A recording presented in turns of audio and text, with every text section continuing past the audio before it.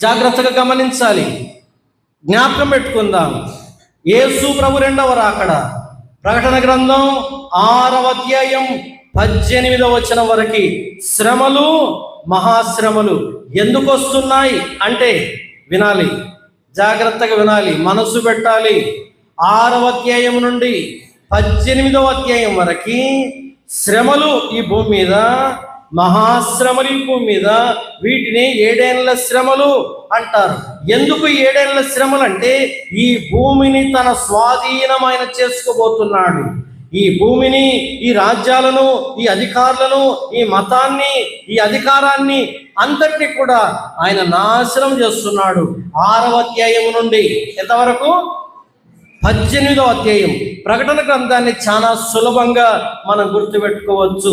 ఆయన తన ప్రజల్ని సిద్ధం చేస్తున్నాడు, ఈ భూమిని ఆయన సిద్ధం చేస్తున్నాడు.